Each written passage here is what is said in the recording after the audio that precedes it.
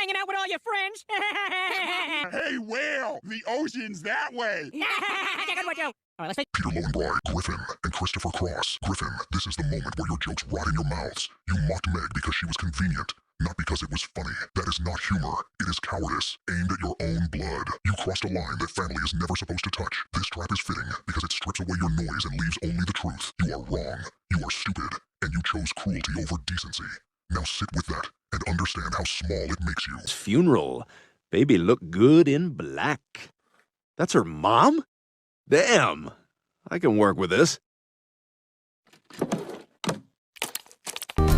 Martha, with a little bit of love and a whole lot of sass. You know what, Brian? I will... Oh my God! What is wrong with you? Of all the moments to be a smug, faux intellectual mess, you chose to behave in a lewd, disrespectful way toward a photograph taken at a funeral, a place meant for grief, dignity, and basic human decency. Turning someone's moment of loss into fuel for your own selfish impulses isn't edgy or ironic. It's just gross, tasteless, and wildly inappropriate. For a guy who never shuts up about morality, literature, and being better than everyone else, you managed to sink to a level that even Quagmire would side-eye. Do better. Start by learning that not everything exists for your gratification, especially not someone else's mourning.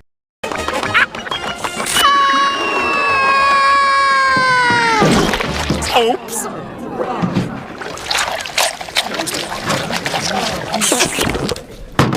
April Fools, you little sausage!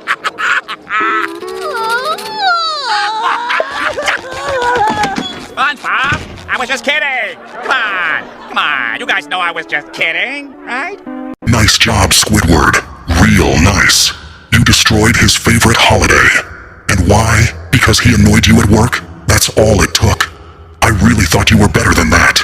Turns out, you're just a bitter, eight-legged crustacean that likes to feed on the happiness of the weak. Not only was it sickening to the guests, but utterly disrespectful to Spongebob. You should be ashamed of yourself.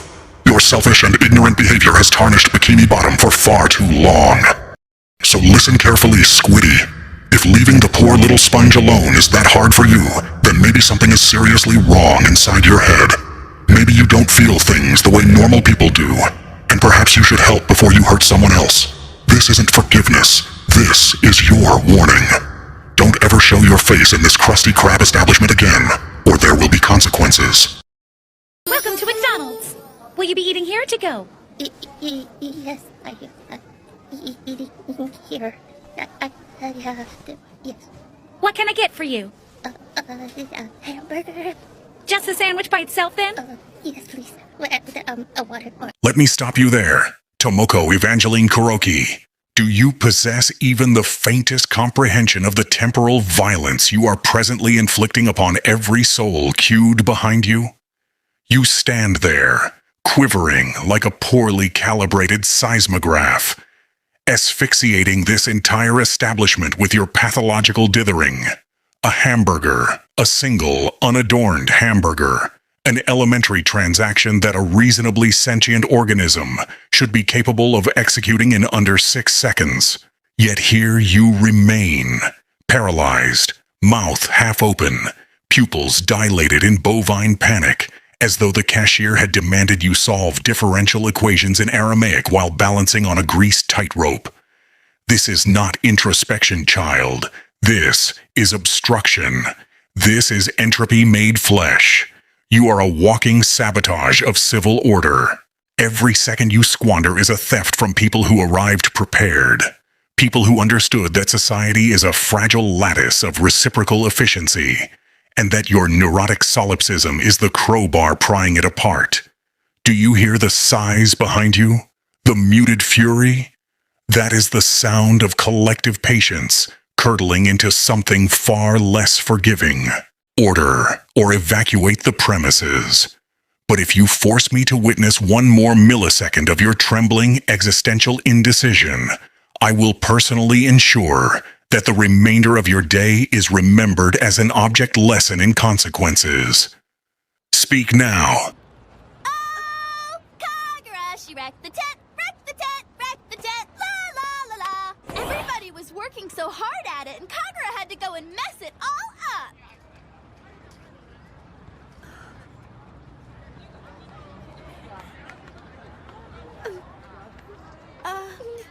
What's wrong?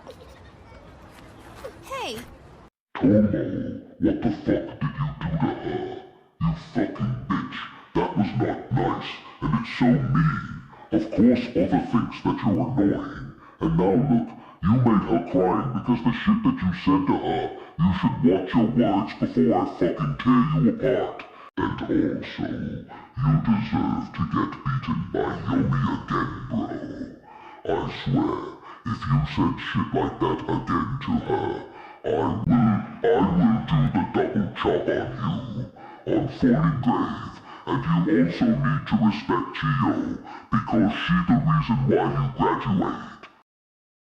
Okay, Krabs, I'll let you stay, but first, help me settle a bet. If you had to choose between Spongebob and all the money I have in my pocket, which would you take? That depends. How much money are we talking about? Mr. Krabs! 62 cents. I'll take the money. Mr. Krabs! Here you go, Krabs. 62 cents. Let's have a quick chat, Krabs. Are you absolutely kidding me? 62 cents. That's it? That's what you sold SpongeBob for? 62 stupid, worthless cents. You didn't just sell your worker, Eugene. You sold your soul. You cheap, greedy, crustaceous cheapskate. That little yellow sponge busted his ass for you every single day. Smiling, trying, giving everything he had. And you tossed him away like trash, just to make a few coins rattle in your claw. Now that's just pathetic. I mean, it's just flat out disgusting. Even monsters like me have standards, and you're crawling under them. SpongeBob didn't deserve that. He deserved respect. He deserved loyalty. He deserves better than a crabby old boss who only cares about his stupid wallet. You don't care about SpongeBob? No, you only care about cash. Remember this, Krabs. You did not make a clever deal today. You showed everyone what you really are. Let this be a lesson to you, and if I ever catch you hurting SpongeBob again, I will fucking destroy you. Do you understand? Somebody help me! I'm sinking! Hurry! I can't hold it! Okay, let me just unstrap my baby. Oh, slipping, sorry. Brian Edward Griffin, you fucking waste of sperm. I advise you direct your utmost attention towards me, or I will fucking tear you to pieces. I saw exactly what you did. You let that woman drown on purpose. You weren't incapable of helping her. You didn't stop because it was impossible. You stopped the instant you realized she had a child, the moment responsibility showed its face. Because your precious chance at a relationship vanished, and instead of doing what was right, you let her go. Not because you couldn't act, but because your selfish desire outweighed decency. And then, as if that weren't enough, you pretended your hand slipped, pretended it was an accident, pretended you weren't fully responsible. You fucking piece of shit. You are a waste of space on this godforsaken planet. You are a self-serving, manipulative, cowardly dickhead. And right now, in this very second, the truth of who you are is undeniable. If I ever catch you doing shit like this again, you will regret ever showing your face in Quahog. You're lucky that I haven't already torn your soul out from your very being. Brian Edward Griffin.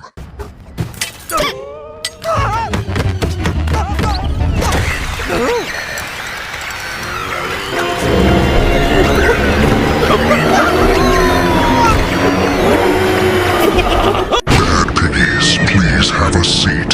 I've had enough of your bullshit. Your actions against the leader of the pigs are absolutely disgusting. You decided to stab him in his ass cheeks. He was just trying to walk in his crib, and you decided to do this bullshit to him. This is unacceptable behavior from you four-legged swine. This causes the king to fall, and accidentally make a mess on the corporal pig, but for no reason. You threw the king off a cliff into a pile of mud, but then you laugh at his pain, and this was utterly humiliating for King Smoothcheeks. All you hogs do is take your anger out on other people, never hurt anyone again. You're the scums of Piggy Island, and I'm getting sick of it. This is a warning. Next time, you will become an urban legend. Bullshit! Meow. Purr. Purr. I think you're dreaming. No, I'm not. Brian, stop right here. You absolute freak. What in the living hell is wrong with you?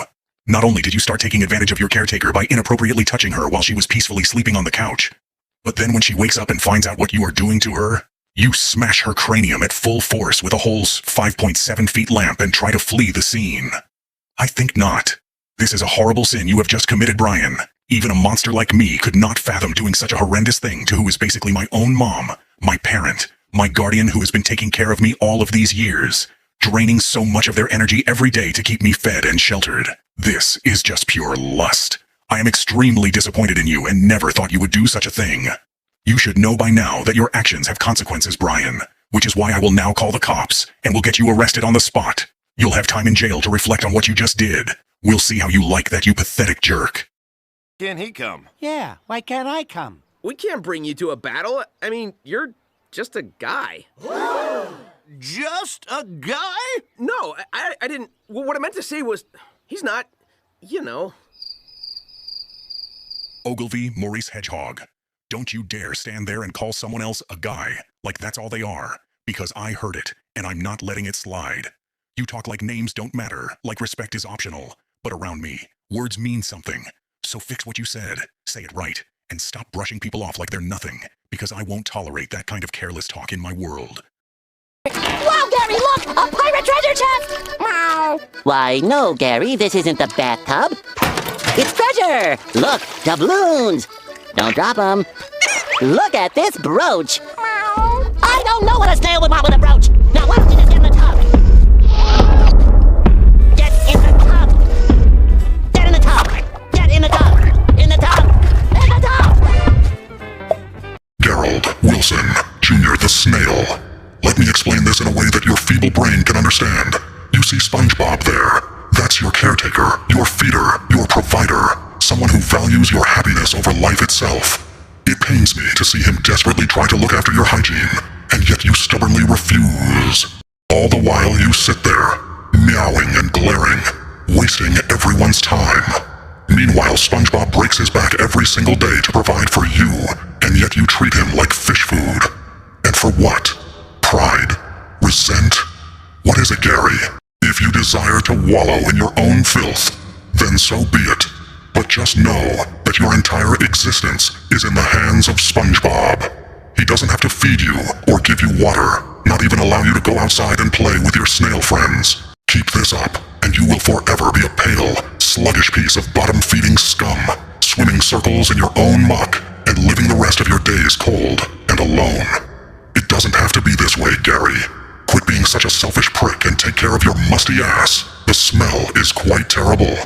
Thank you for being patient, SquarePants, and I hope your pet learned a valuable lesson from this. Goodbye. Here's your baby. She's beautiful. Isn't she, sweetheart? She sure is, Joe. It's hard to believe she's already 18. Glenn Quagmire, let's get this clear. That pathetic excuse for a joke you just spat out is stupid, fucked up, and makes you look like a goddamn idiot. Do you think it's funny to twist people's lives into your perverted little punchlines? It's not. It's disgusting. Cut the shit, shut your mouth, and crawl back into whatever hole you came from. Before I make sure the dark itself drags your sorry ass into the shadows where you belong. Teeth and all. Hey guys, I want you to know I'm raising my reward to $50 for anyone who can help me find James. No questions asked. I killed your cat. Listen here, Peter Lowenbroy Griffin. This isn't a joke failing to land or a mess you can laugh your way out of. This is accountability arriving without asking permission, and it has your name on it. Every word I'm about to say is deliberate, and none of them are here to entertain you. You are not the center of a gag right now. You are the subject of a reckoning. You didn't just kill Glenn Quagmire's cat. You erased something that trusted humans despite every reason not to. Something smaller than you, quieter than you, and infinitely more decent than you on your best day. And the worst part? You didn't even have the dignity to feel shame while you did it. You stood there, you said it, out loud, in front of him. You watched his face collapse in real time. And then, you reached forward and took the $50 right in front of his own eyes, like cruelty was a magic trick you were proud to perform. That takes a special kind of moral vacancy, Peter. Not stupidity. Vacancy. Do you know what that makes you? It makes you someone who mistakes noise for immunity. Someone who thinks being loud, clumsy, and wrapped in jokes makes them untouchable. But here's the fucking truth you've spent your life dodging. People tolerate you because you're exhausting, not because you're harmless. And today, you crossed the line from nuisance into something uglier. I want you to remember this moment. Not because I'm yelling. Listen closely. I'm not. I'm choosing every word with precision, the way one chooses where to cut when something is rotten and needs removing. You don't get forgiveness today. You don't get humor. You don't get to walk away feeling clever. All you get is this. I see you clearly now, and so will others. So take your money, take your jokes, take whatever hollow victory you think you earned. Because when I walk out of this shit place, you call a home. What's left in the room with you will be silence, memory, and the slow understanding that some actions don't fade and some reputations don't recover. And this one's going to follow you. Take a sensu bean now. Still got a couple on you? Yeah. Thanks. Hey, Cell! It's called a sensu bean. Listen here, Goku. Do not speak. Do not attempt to justify your lunacy. You have just committed an act of catastrophic negligence so profound it borders on the sociopathic. By gifting a senzu bean to a bioengineered engine of extinction, you haven't displayed honor. You have facilitated a galactic death warrant. You have revitalized a monster's capacity for slaughter under the delusional guise of fairness, effectively gambling the survival of every living soul on a whim. If Gohan falls, his blood and the ash of this entire solar system will be the direct consequence of your pathological sporting ego. You have traded the safety of the cosmos for a momentary thrill of competition. It is not noble, Goku. It is a monumental betrayal of your species and your own flesh and blood. Stand there in your silence and pray that your son possesses the ruthlessness that you have so recklessly discarded. You are no longer a savior. You are an accomplice. Hi, Dad. Listen to me, Peter Griffin. Why would you shoot your gun at Meg Griffin? You are a bad parent, and I will be calling Child Protective Services. You disgust me, Peter Griffin. What's your problem? Why do you have to be jealous all the time? Shut up! This is all your fault! I finally get a chance to ask out Margaret, but you had to butt in and ruin everything! No, I didn't! I just wanted to see Zombie Dinner Party with my bro, who flaked on me for some girl who doesn't even know he exists! I'll kill you! Rigby! No, that's not what I meant! That's not what I meant! Way to go, Mordecai, you absolute loser. You had one job. One. Say how you feel. Open your beak. Use words like a functioning adult. But instead, you chose the most cowardly option available. Sabotage reality itself and shove your best friend because your feelings made you uncomfortable. Let's be clear about what just happened here. Rigby didn't betray you. Margaret didn't wrong you. Time didn't force your hand. You did this. You sat on your insecurity like it was a personality trait. You romanticized your fear, convinced yourself that suffering silently made you noble. And then, when someone else dared to act, you snapped. Not with honesty, not with maturity, but with pettiness so extreme, you broke the universe rather than risk rejection. And that shove, that wasn't an accident. That was the mask slipping. That was years of unspoken jealousy, condensed into one pathetic moment of violence. You didn't just push Rigby, you pushed away the only person who consistently had your back, all because you couldn't handle the idea of being seen and possibly told no. Here's the really embarrassing part. Margaret didn't choose Rigby over you. She chose someone who showed up. You lost nothing to fate. You lost everything to cowardice. So yeah, great job, Mordecai. You protected your ego, preserved your fantasy, and in exchange, you sacrificed your friendship, your integrity, and any moral high ground you thought you had. All so you wouldn't have to face a single uncomfortable conversation. Truly impressive. The clocks weren't the only thing you reset. You reset yourself right back to square one.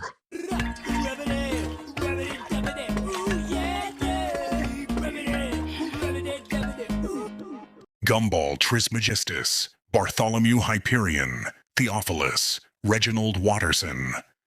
Do you have any conception, any microscopic neuron-level awareness of the cultural embarrassment you have just unleashed upon this room? I stood here, tragically hopeful, believing that you might exercise restraint, wit, or at the very least a primitive understanding of comedic timing. And yet, against all logic and mercy, you chose to utter a Skibidi toilet reference with the confidence of a philosopher and the discernment of a dropped spoon. What you produced was not humor. It was an auditory misdemeanor, a syntactic crime scene. That reference was stale before it left your mouth. It has been decomposing on the internet's pavement for months, and you picked it up, dusted it off, and presented it as if irony alone could resurrect its dignity. Let me be precise.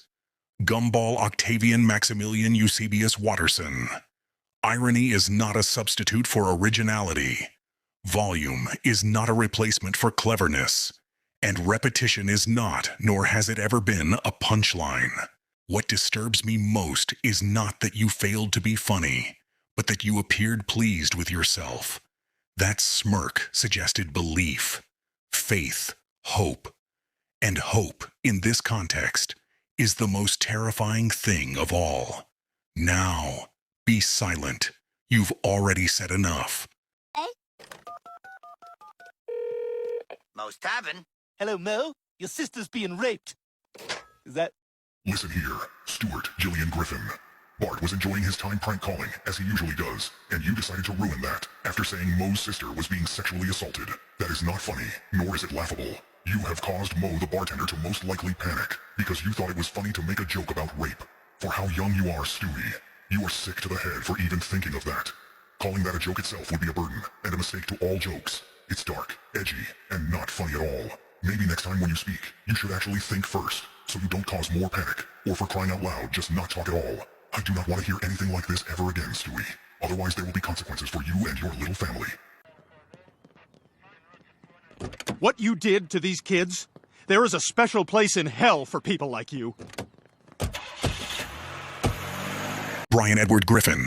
Let's strip away every excuse, every self-serving justification, every smug rationalization you hide behind, and look at what you actually did. You sat there and watched children be mistreated. Watched them suffer under cruel, demeaning conditions, and you did nothing. Not because you were powerless, not because you didn't understand, but because intervening didn't benefit you. You didn't call the authorities because you suddenly found your conscience. You didn't step up because you realized innocent kids were being harmed. You waited. You tolerated it. You normalized it. And the moment you discovered the teacher had a boyfriend, that was when you acted. Not when children were being abused, but when your entitlement didn't get rewarded. That's not morality. That's narcissism. You weaponized justice as a tantrum. You didn't expose abuse out of concern. You used it as leverage because your ego got bruised. You let kids remain in a dangerous environment until it was personally inconvenient not to. And don't hide behind the outcome. Yes, she got arrested. Yes, it stopped. But motivation matters. Doing the right thing for the worst reason doesn't absolve you. That arrest scene isn't your redemption. It's your indictment. You proved you can recognize wrongdoing and still choose silence if speaking up doesn't flatter you. Those kids weren't props in your romantic delusion. You didn't save anyone. You waited until it was convenient to stop being complicit. If she hadn't had a boyfriend, you would have kept watching. Where's my drink? What drink? My drink? My Diet Dr. Kelp? Don't tell me you forgot my drink! But you didn't order any. How am I supposed to eat this pizza without my drink? Honestly, you ordering a pizza and acting like the universe owes you perfection when Spongebob and Squidward nearly lost their sanity delivering it is peak entitlement. Grow up. You don't get to sit there like some soggy sea cucumber whining about timing and suddenly remembering a drink you ordered only after the fact, like it magically counts retroactively. Get a grip, stop acting like the world revolves around your dough-covered expectations, and maybe appreciate that they crossed a literal desert just to get you fed. The fact they even showed up at all should have humbled you instantly. Instead, you nitpick like this was a 5-star restaurant and not a heroic delivery mission. It's a pizza and a made-up drink complaint, not a royal banquet. Act like a functioning adult and eat. Your friend Rigby's in a coma because of an allergic reaction his body had to the eggs. Unfortunately, due to the large quantity of eggs that he consumed, there's a strong chance that he may never wake up again. Is there anything we can do? All we can do is wait. I'm sorry. Well, I hope you've learned something from all this. What? Maybe if you'd been working like you were supposed to, none of this would have happened. Benson Dunwoody, what you are exhibiting is not authority, competence, or leadership. It is the brittle imitation of power assumed by someone who mistakes fear for respect and control for legitimacy. You posture, lecture, and reprimand not to improve outcomes or correct behavior, but to reinforce the illusion that you are untouchable. That illusion is fragile, and moments like this expose the cracks you work so hard to hide. You have constructed a hierarchy where your voice is treated as law and everyone else's humanity is treated as an inconvenience. Mordecai's professionalism is met with derision. Rigby's loyalty is answered with scorn. You diminish them not because they deserve it, but because belittling others is the fastest way to disguise your own deficiencies. The pattern is obvious, repetitive, and deeply unimpressive. What makes this moment indefensible is not merely arrogance, but indifference. While you continue asserting dominance, someone nearby is suffering because a known, preventable issue was dismissed as insignificant. That was not an oversight. It was a conscious judgment. You decided that maintaining control mattered more than exercising responsibility, and that decision exposes your priorities with brutal clarity. When power prioritizes ego over awareness, it stops being authority and becomes negligence with a badge. You seem to believe your position exempts you from scrutiny. It does not. Titles do not manufacture wisdom, and volume does not produce truth. The louder you speak, the more evident it becomes that you cannot distinguish urgency from inconvenience, nor discipline from cruelty. That failure of discernment is dangerous. Leaders who lack it do not simply underperform. They create harm and then rationalize it. Every sentence you have delivered in this moment reinforces that reality. You enforce rules without understanding their purpose and demand respect without earning it, all while convincing yourself that procedure absolves you of consequence. Understand this with precision. Reputations are not formed during routine success. They are forged under pressure. This is one of those moments. People remember who dismissed them, who reduced them to obstacles, and who treated protocol as sacred while treating human beings as expendable. They remember who spoke loudly while others bore the cost. If you continue down this path, the authority you cling to will erode beneath you. Fear decays quickly. Resentment does not. When the consequences of this moment surface, as they inevitably do, you will discover that no title, no rulebook, and no raised voice will be sufficient to shield you from the judgment you so casually ignored. Would I? Who are you sending this to? Oh, Mickey Maintenance.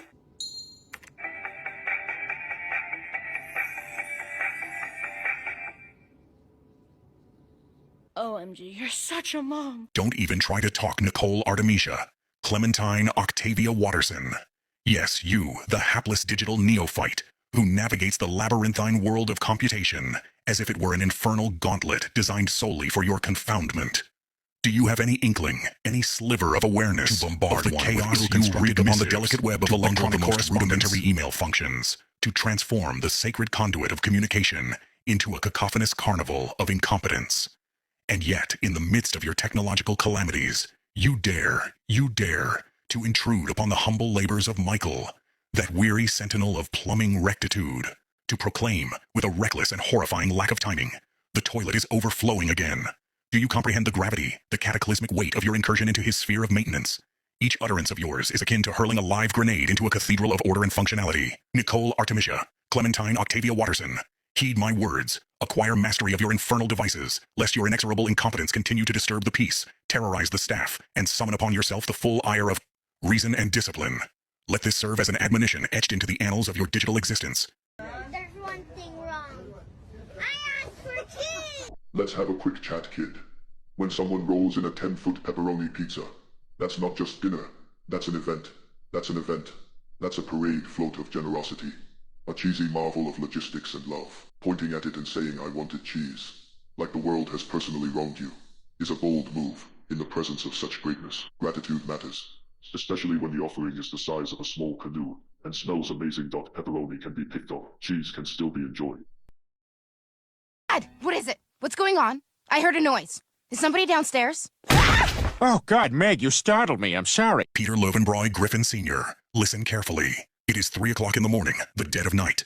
The house is silent, beds are warm, and people are resting for responsibilities that actually matter. Yet you, 300 pounds and chronically unemployed, chose this moment to rise and terrify Meg. And for what? A half-formed idea, born from a sluggish, underdeveloped mind. This absence of judgment and intellectual discipline is honestly shameful. Do not let me witness this again, or else. No, Starvin' Marvin, that's my pet. Eric Theodore Cartman, You listen to me, and you listen to me good. What you have just done is absolutely ludicrous. The act you have just committed is not only an utter joke, but an absolute disgrace to the human species. Marvin is a malnourished boy from a third-world country, and even having the thought of taking his first ever full, delicious, home-cooked meal is absolutely despicable. The selfishness you bestow is incredible. I seek your repentance of your devious gluttony at once, and if you refuse, I will personally make sure you never live to see your Kitta again. ADHD? If you don't know what that stands for, it's attention, deficit, hyper. Oh, hey, man! Let's have a quick chat, child. This is a show for talented and creative individuals, not foolish and dense nitwits like you. 6-year-old boys like you should be in kindergarten coloring with crayons and counting goldfish in math class. That joke wasn't just unoriginal, it was straight up unamusing and distasteful. Attention deficit hyper disorder is not a disorder to be poking fun at, and quite frankly, the fact that you went that far shows what type of person you truly are. Why are you even here, boy? Who told you that you were funny? I get that these type of jokes may get you cheap laughs on the playground, but we are professionals, and that's the best you could come up with.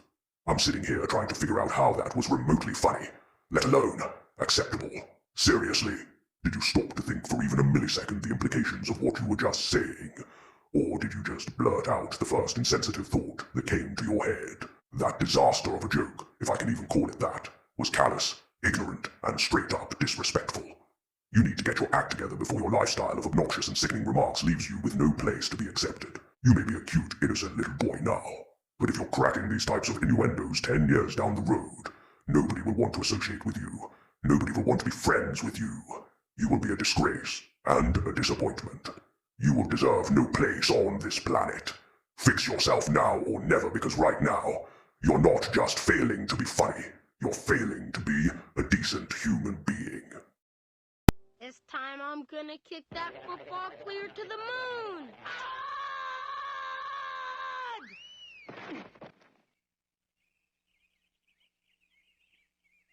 Isn't it peculiar, Charlie Brown, how some traditions just slowly fade away?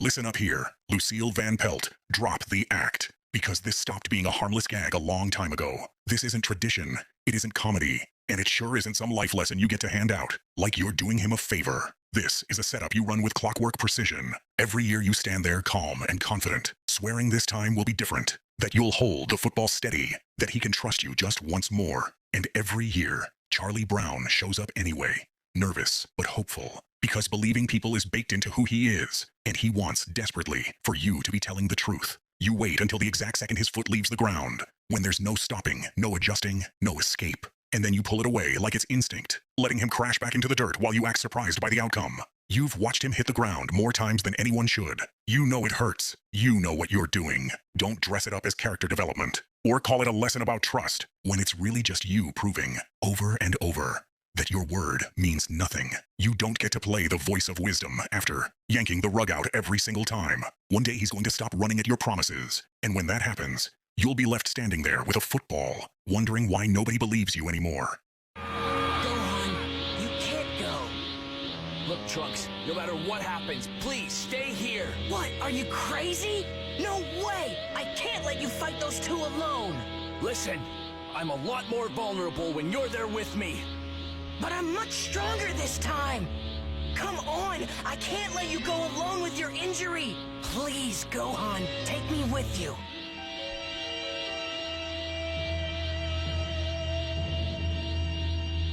All right, Trunks, you win. Let's go get him. Right. Cool. Look at him. Unconscious. Breathing. Alive. By luck, not by mercy. Do you understand what you did, Gohan? Or are you still hiding behind the lie that it was necessary? You didn't protect him. You removed him. Like an inconvenience. Like a fragile variable you didn't feel like accounting for. Knocking him out wasn't strategy.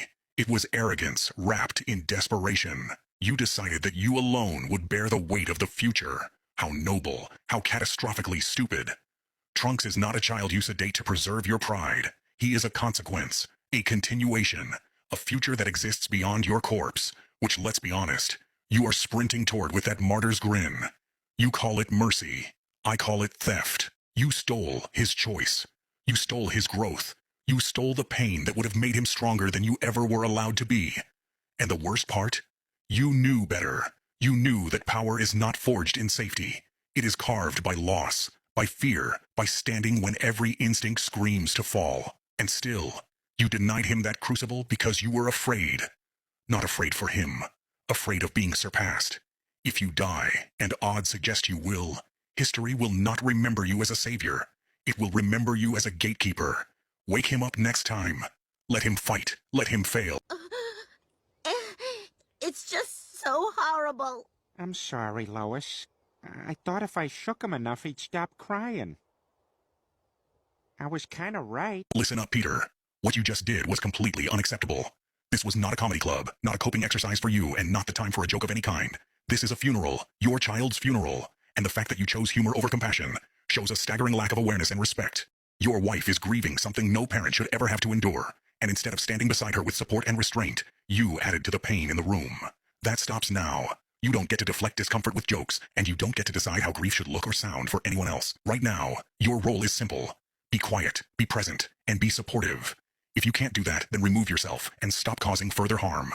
This moment demands seriousness, empathy, and accountability, not excuses. Gross! Will you stop it? Stop it! Hey, guys, check this out. Hey, Meg, don't be such a hothead. What? Hey, Meg, you sure look hot today. What? Hey, Meg, I lit your scalp on fire. Listen here, Peter Lowenbroy Griffin. Senior, what you are currently orchestrating within the confines of this motor vehicle has officially transgressed the boundaries of acceptable social conduct.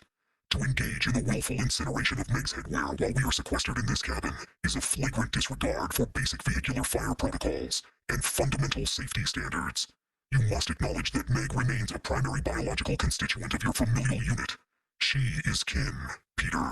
By subjecting her personal property to open flames, you have not only compromised our collective respiratory health, but have unequivocally crossed the line of paternal decency.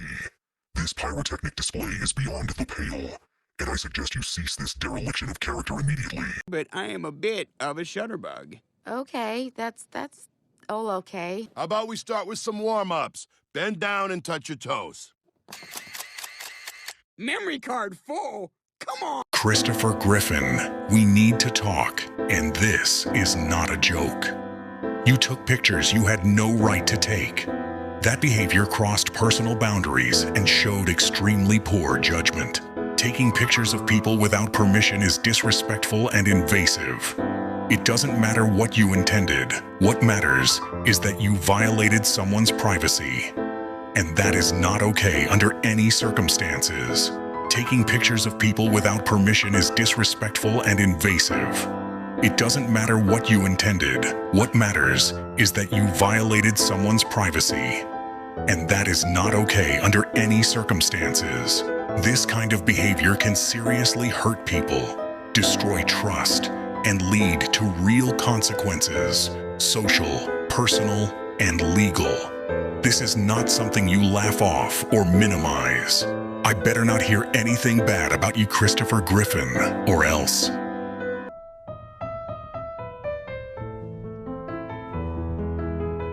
Zechariah Beale, listen to me, now. You were running around in Minecraft, not confused, not rushed, not fighting for your life. You saw a pink sheep, naturally spawned, untouched, one of the rarest passive mobs the game can generate. You didn't just notice it either.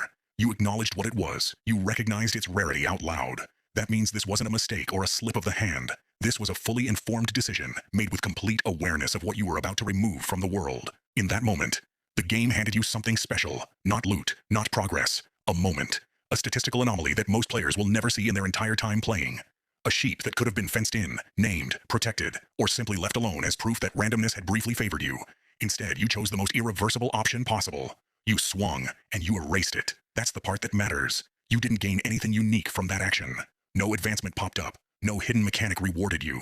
You got the same wool and the same food you could have gotten from any ordinary sheep wandering 5 blocks away. You traded rarity for convenience, permanence for impatience, and turned something memorable into something forgettable in seconds. This isn't about skill or strategy. It's about judgment, about recognizing when a sandbox game pauses and silently asks what kind of player you are. And in that moment, Zechariah Beale, you answered by destroying a 1 in thousands occurrence for absolutely nothing special in return. So let this be the takeaway.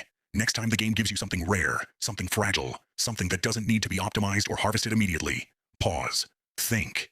Because moments like that don't respawn. And when they're gone, all that's left is the choice you made. Relatable content. Number 1, me when I fucking breathe. Number 2, me when I step on the Lego. No. Come closer. Let's be clear. That video was genuinely atrocious. It was not relatable in the slightest. And the forced profanity didn't add humor. It only made it more grating. The tired joke about stepping on Lego bricks is painfully outdated and should have been retired years ago. Yet you dragged it out and somehow managed to flood my entire For You page with it, while I was just trying to mindlessly scroll in peace. Consider this a lesson. If you unleash another unfunny, low-effort joke or video like this, there will be consequences. Okay, fine, I admit it, I gave you herpes. You bastard! You knew you had herpes, and you still agreed to swap blood with me! Look, relax, it's not that big a deal. Not that big a deal? It's a disgusting, unsightly, unsavory disease, and it lasts for life! Yeah, but, you know, I mean, isn't the worst thing about herpes just the stigma? I mean, like what if it wasn't called herpes? Like what if it was called Boppo? Huh? Oh, I got a little Boppo. Oh, that's cute. Ah, I want Boppo. You know, my uncle was in the army, and he got genital Boppo from a Saigon whore.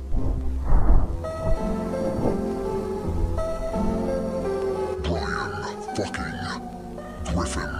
That was not funny. I am not laughing. I told you that if I ever, and I do mean ever, caught you doing fucked up shit again, I would tear you big by little bit. You did it again. You hurt others again. And you crossed me. Again. As if attempted murder wasn't enough for your fucked up degenerate excuse for a brain. You gave fucking herpes to a 1-year-old baby. I am aware that Stuart here is an intelligent baby capable of speaking an advanced vocabulary, but he is still a 1-year-old child. And you gave herpes to him. You did a blood brother ritual with him, knowing that you had herpes, knowing that it would give him herpes too. But you did it anyway. On top of that, not only did you pass off an incurable STD given to a 1-year-old child as not a big deal, you also called said 1-year-old child a, and I quote, gross slut for calling you out for your bullshit. Then how do you explain this? I don't know, you're a gross slut. What the actual fuck is wrong with you, Brian? You are single-handedly the worst spirit I have ever seen and heard. I am questioning whether I should even grant you forgiveness. But since you have a family who still somehow loves you, I'll let you go with one last warning. Cross me again, and I swear to fuck, I will. And trust me when I say this, I will de-atomize you. Do you hear me? Brian Edward Griffin.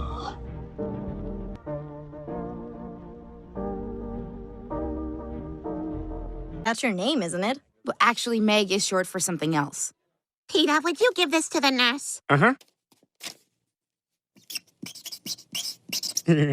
Robots in disguise. Peter Lowenbroy Griffin Sr. I must ask, do you genuinely believe life is some sort of slapstick experiment designed solely for your amusement? At what point did a moment meant to carry dignity and responsibility become an excuse for idiocy disguised as humor? Bestowing your daughter with a name better suited for discarded machinery is not irony, nor is it wit. It is a failure of judgment masquerading as a joke. This act did not damage Meg Griffin's life in a clever or charming way. It publicly announced that her own father prioritizes cheap laughs over basic decency. That does not make you funny. It makes you profoundly unqualified for the role you occupy. The depth of my irritation toward you defies concise articulation. But let it be known, this was not harmless mischief. It was a calculated display of negligence wrapped in arrogance. Now pronounce you husband and wife. You may kiss the bride. I'm glad we waited.